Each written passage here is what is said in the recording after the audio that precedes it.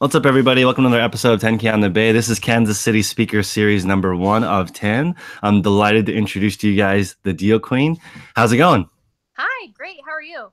Doing awesome. So, is it Alex? Is it Alexandra? What do you like to go by? I would say like 9 out of 10 men call me Alex, so that's probably just an easier way to address me, I think. So But yeah, Alex is good. do you prefer Alexandra? Because I have Chris or Christopher. So, what do you think? I don't really have a preference. It really doesn't bother me either way. I'm good with whatever. So Alexandra sounds more sophisticated. yeah, I guess it does make me sound kind of fancy, so I guess that'll work. Would you put that? Would do you feel like Alexandra would wear glasses? Because sometimes I think Christopher would wear glasses. Yeah, probably. And like drink tea with her pinky up or something. That always Yeah. what I think of when I hear Alexandra. So Sounds cool. So it's finally, I mean, I've actually never talked to you before, so this is a really cool opportunity for me to get to know you. We chose you to speak at Kansas City because you have an awesome social media following and you've been doing Poshmark for a while, and we want to make it a coming together of different e-commerce platforms. So what do you think? Like you sold on both platforms. Do you want to start with which platform you started? Or, I mean, what platforms did you start on? Are you primarily Posh? Or talk a little bit about your business. sure. So I've been on Poshmark since 2012. So this was like back in the day when they were still a mega startup. Like it was like a tiny company. And I've always been into sales, but I just didn't really have any idea of how I wanted to get into it necessarily. And I downloaded Poshmark on a whim, and I've been so addicted since. Because I mean, we talked briefly right before this, and basically you said Poshmark's so easy, and like that's really the biggest appeal about Poshmark is that it's the easiest app you could ever use to make money.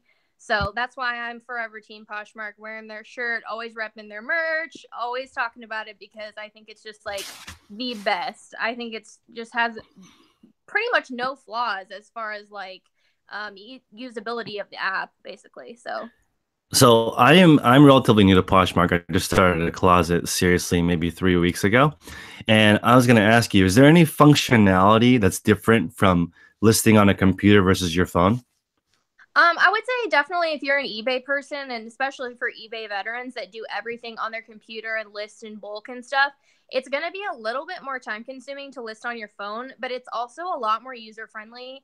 And I think it makes the listing process like a lot more simple. You don't have to be so technical. You don't have to list like the fabric content. You can if you want to in the description, but you don't have to list all these specifics. So it's really supposed to be more of like a millennial friendly app. It is just like a way for people to clean out their closet. So I think that that's a really cool aspect. But if you're an eBay veteran, it's probably going to be interesting to have to do everything from your phone. So, I mean, you can expand and kind of list from the computer, but I think it's primarily easier to do everything on your phone. So, And one of the reasons why, because I technically barely make it into the millennials. Like I'm 1984. I think 80 is the oldest millennial. But mhm. I feel like I would list 100% on mobile for eBay if it had the full functionality Right, as desktop, but it doesn't. It's a totally different listing experience. right. I'm just pulling up Poshmark right now. It's actually identical. Yeah, There's it's no definitely. difference. I actually, fun fact, do my entire eBay store from my phone as well because that's just what I'm used to. But there Mhm. are a lot of functions that I have to like get on the computer to print, like international labels and things like that. But Mhm. I actually do everything from my phone. So I mean, I would do everything from my phone. What about, I was going to ask you a couple, sorry to like grill you on Poshmark questions, but you're the expert. How do you feel about listing from an iPad? Do people do that? I think it's a lot harder to get the photos to fit exactly. At least for me personally, it's like harder to manipulate them on the iPad, but it's a lot easier to share on the iPad. So I actually do Mm, a lot of sharing from there because I think it's the fastest way to share. But I would say mobile is definitely like the easiest way to list. gotcha. So I am going to kind of put you on the spot here a little bit, but I just am super impressed by you because most of the people that I follow that talk about Poshmark are not treating it like a business. So Right. why are you treating it like a business versus a hobby? I think that used clothing is an extremely untapped market, especially recently. It's growing exponentially every year. And I think that, the easiest way to sell used fashion, or pre-owned or whatever you want to call it is through Poshmark. And Poshmark's the future of pre-owned clothing. I mean, people can argue that eBay is a bigger platform, but eventually Poshmark is going to be as big and eBay is going to be more like Amazon. So I think that Poshmark makes it super simple to sell pre-owned clothing for like premium prices. So How do you feel about new clothing on Poshmark? I love new clothing, and I mean they have an entire boutique section of the app. So like an entire tab you can click on to search only boutique items that are all directly from the manufacturer. And Poshmark's pushing a huge, basically making that into a huge part of the app now. So I definitely think that's on the forecast. How do you feel about the wholesale that's available right on the app? Have you tried it? The wholesale portal, I personally don't like for me because I don't actually do a lot of wholesale. And also, I just think that the prices are a little bit too high to have decent margins. So I personally don't like that one feature about Poshmark, but I know a lot of other people are liking the products that they have available. Awesome. So for you, looking at it as a business, do you think like other people are trying to get into Poshmark? In fact, one of the largest new audience of mine is all Poshmark. And also just in reselling in general, my Instagram is 75% women. Right. So I think Poshmark is definitely a heavy hitter. Do you think that it's easy for someone to get started? And how easy is it to transition from a hobby into like a side gig or a full-time job? I think that it's definitely going to present some challenges just because Poshmark is growing super quickly, but it's still smaller than eBay. So to transition from a hobby to full time is going to require a lot of hustle. And I think that's the thing that people don't really realize. It's not, I mean, just because the app is simple doesn't mean that locking in all these sales day after day is going to be simple. So it's just like any other business. You have to hustle and, work every day at it. But I mean, I definitely think it's going to be more possible as the app grows more every year. Do you have a specific like do you treat it like a job? Do you have a specific goals you're trying to achieve each week, and do you schedule it like a job? Because I think that I've heard a lot of stuff like at the 30-minute method, and I checked it out and I was like, that's not enough time to make any business work. I get it. Like I understand the concept behind it, but like, do you have it scheduled like 40 hours or 50 hours a week? How much time do you spend a week on Poshmark? I would say on Poshmark alone, I probably spend at least 40 hours a week on just Poshmark because that's like my Gotcha. main form of income. But I think that it depends on the week because I do have other things that I'm working on. So I would say I don't have like a set schedule as far as like hours every single day, but I definitely do think I spend a 40-hour work week overall working on the app. So I think that's super important to understand. There's no like shortcut to skipping the 40-hour actual work that you need to do to make any business work. right.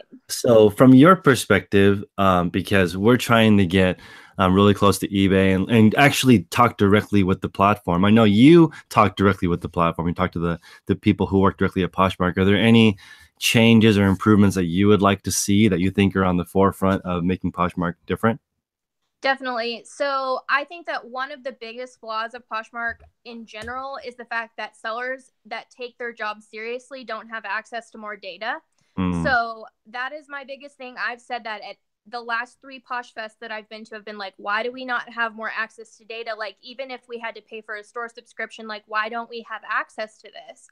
And at the last Posh Fest, which was this past October, they drew up plans for like being able to access that data. So I know that's coming, but I don't know exactly like a launch date for it or anything. But I'm just super glad about that because I think that's like one of the most important things for anyone to use Poshmark as a business is that we need more access to our customers and stuff like that. that makes sense. Yeah, I think it's important. Data is just so valuable. And eBay just acquired Terapeak, which is like a gigantic data company that basically researches sold listings. Mm-hmm. On Posh, do you want to, I mean, specifically, are you looking for like sold data or history of pricing, or what kind of data do you want to see most? I would say my own personal sales data, like a breakdown by month and week, I mean, every eBay seller, when they switch over to Poshmark, they're like, why don't I have access to this? Because it really doesn't make sense. You just have a total lifetime like sales number, which isn't very helpful. Right. So I think being able to track your sales would be helpful for like tax purposes and also just to keep track of your own momentum. I mean, so. Gotcha. So let's say somebody wants to come to Kansas City to just get an idea of what it's like to start a Poshmark endeavor. How do you recommend people get started? I would say it's the easiest way is really to clean out your own closet. And I know a lot of eBay sellers say this as well, but basically just like pick some stuff out that you're not personally wearing and sell that to make some like startup income basically. And kind of figure out how the app works and then invest from there. So whether you want to do a wholesale closet or you want to do a resale closet, knowing the basics of how the app works, I think is the most important thing. So I definitely would say just clean out your own closet first and kind of sell those items first. Do you recommend people maybe buy a couple of items and see how it works on the buying side? Yeah, I think that's good too. And also if you want to qualify to be a Posh ambassador, last time I checked, you have to have at least one sale and leave a love note for that sale, or I mean purchase. So basically, you just have to buy at least one thing and leave a love note. So just doing that one time, I think, will set you up for success in that way too. Gotcha. So now, one more question on Poshmark, and then we'll just get into a little bit more about you, which is the sharing concept, right? A lot of it intimidates some people who are like, "Hey, I'd love to sell on Poshmark, but I don't understand the sharing part. I'm not that social myself." And I hear that in rumor, because I've always thought about cross promoting because I sell mainly clothing on eBay, and a lady, very nice lady named Kim, basically forced me into starting Poshmark because she's like, I want to see how your business mind works with Poshmark. You're doing it whether you like it or not. I think you'll like it. So she forced me into it, and now I like it. And so, I'm just wondering, when it comes to the sharing part, it is a little intimidating on my end. Do you have any ideas or tips or thoughts on it?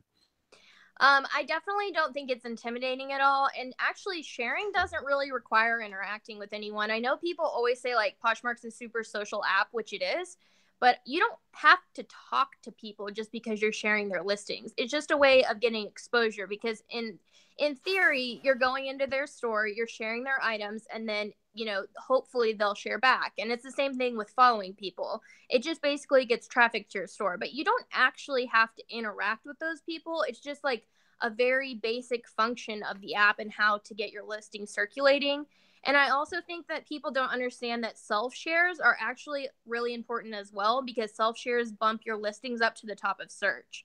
So, like, really, even if you don't want to be social, sharing your own listings keeps you up in search in case someone searches that item. So it's really just a way of keeping, like, really, you could be killing it at Poshmark if you were just really active because you can sell your items even if you're not like, top rated. And that's the better thing about Poshmark versus eBay is that eBay has, this whole complicated algorithm and you have to meet X, Y, and Z expectations. And on Poshmark, all you have to do is share your listings and follow people, and you have as much opportunity as anyone else to make money. So awesome. I am just going to address one question from Cricket in the chat. So I'll hear how you answer this, and then I'll give my ideas on it, which is how many items should you start your store with before you get any traction or regular sales? What do you think?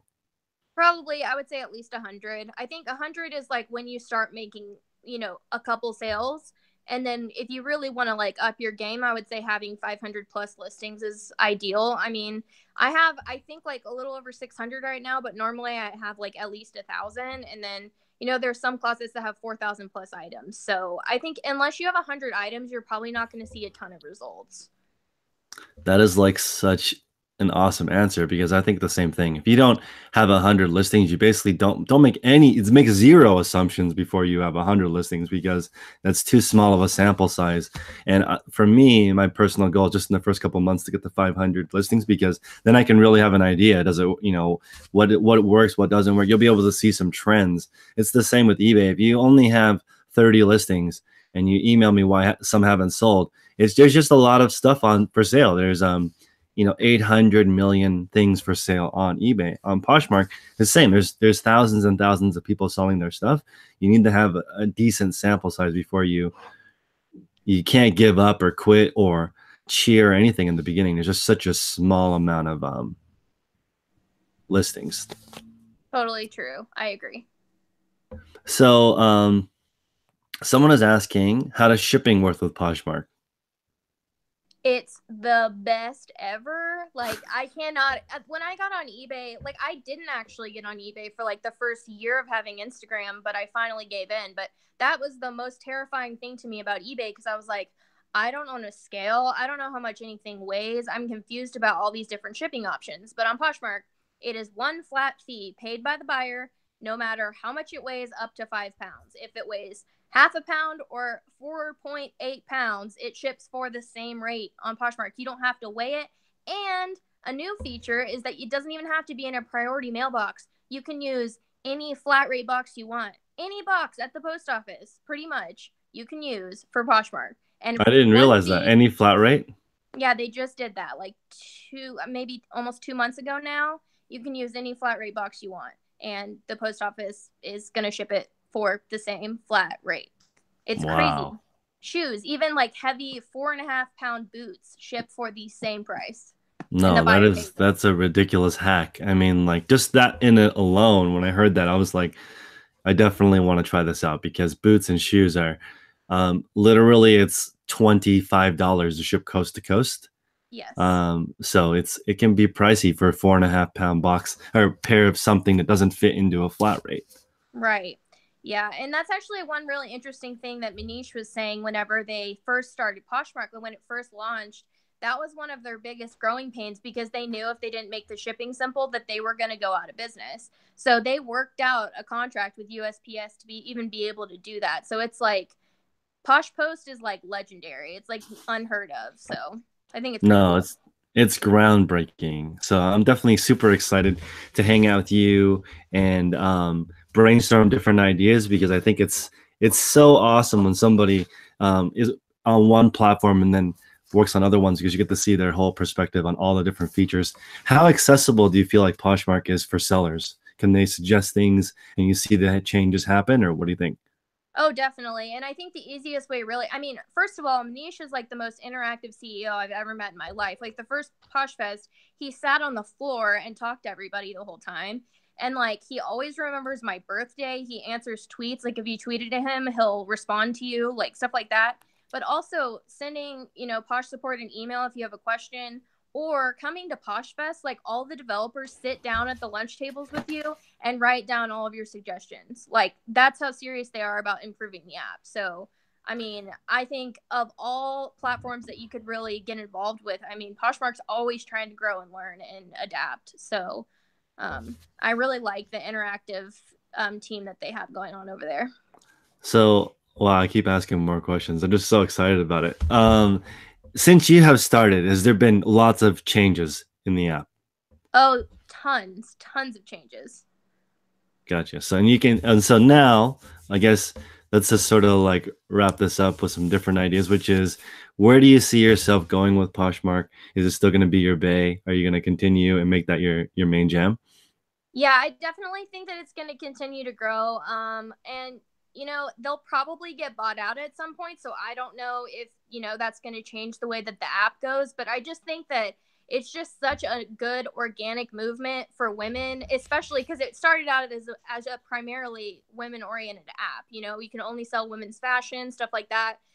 Just like giving women who, don't have anything going on at home, or, they have a baby and they're trying to stay home with them, like just giving women an opportunity to get into business with no upfront cost and not having to be in a multi-level marketing scheme. Like just the way that it was created is so cool to me. Like I think Poshmark's the future of pre-owned fashion for sure. No, I think you're so right. I mean, I'm such a huge fan of entrepreneurship. I think that there's nothing more practical, honestly, in my opinion. Like I've started lots of different companies. Nothing is more practical than buying something that's worth more. Exactly. Like it's literally so practical, and if you don't know what you're doing, look at the souls, right? So right. Exactly. just especially now when entrepreneurship is kind of cool and people want to start their own apps or build their own brick and mortar, when you look at the cost of starting even a coffee shop, it's like 30 to 50 grand for not a good location, old equipment versus Exactly. 30 to 50 grand on Poshmark is a pretty big inventory budget. Oh, huge. Man, that would be ideal. That would be amazing. You would have a massive store. It would be great. So do you think this is a little like a selfish question, but do you see yourself wanting a warehouse and some help, or do you like that you control everything? No, I feel like I'm gonna have to expand in the next couple of years to be able to like really scale, if that makes any sense. Like I definitely think that I like having a lot of control over everything, but I cannot feasibly like list incessantly every single day. Like I can't Mm. do that for the rest of my life. So I'm gonna have to, you know, get some help and up my inventory and all of that. But yeah, it's coming at some point. Okay. So last question before we see you in Kansas City. What is your biggest challenge right now related to Poshmark or not, or just in general? What are you working on? What's your current obstacle that you're working on? My current obstacle is trying to balance everything that I'm currently doing, and also I'm trying to grow social, like more so than anything else. So I launched a blog just a couple days ago, and then also I'm starting a YouTube channel like in the next couple of weeks. I'm just waiting for my camera to get here. So really like balancing, having like upping my social game and really trying to get into social media, and then also still maintaining decent sales has been like honestly my biggest like recent challenge. So. No, and I am excited. So hopefully I can be of any help to you. I'm still learning social media myself. You're still my superior on Instagram. It's a lot to take in. And I know you are super informative. And I know from me, last year I had 43,000 emails. So Yeah. like the amount of inflow of people who want to make an extra flow is, I just commend you on providing an outlet for people to make extra money. Cause like you don't know all the people who make an extra 1,000 or 2,000 bucks a month that don't get an opportunity to thank you because they're busy. We don't know those people, but there are so many of them. Right. Yeah. It's really cool. I think that's the best part of social. And I just try to always focus on the positive. And I'm just like really excited to get on YouTube and like make some videos that I can actually, send out to people, because that's my biggest request is like I answer a lot of the same questions, but I don't have a way to send them the information so they can watch it. So I'm really excited to get into YouTube. I'm excited. I'm excited to watch your tutorials when you do like a, sort of an A to Z. I did one that was like how to open a PayPal account, how to open your eBay account That's genius. from That is right from genius. the beginning because people were like, I don't know. And then this Husky account that I share live, like it's a separate store from my main store. And people can see they've seen it grow over the past year. It was only 200 bucks, and now there's over $100,000 worth of stuff in it. And people can I want people to realize with Poshmark too, not only can you have it be um, a side income, part-time, full-time, or a hobby, but you could use it as an investment vehicle and just keep putting the profits back into it because it's going to outperform any stock except for maybe Bitcoin. So it's going to Right. be, really crushed because and you don't even really feel it if you reinvest it. Right. It's just Yeah. there. It's just in your store. Yeah. And That's cool. cool. So thank you so much for taking the time. Guys, we have 9 more speakers. Please come visit us in Kansas City from March 8th through 10th. We're super excited to see you. Also, we booked a lot of tickets, so the hotel room has dropped from 99 bucks to 79 bucks to make it more affordable for you guys. Also, eBay is the main sponsor, which is great. So they've helped offset the cost a little bit. But thank you, Alex. We'll see you soon. Bye, guys.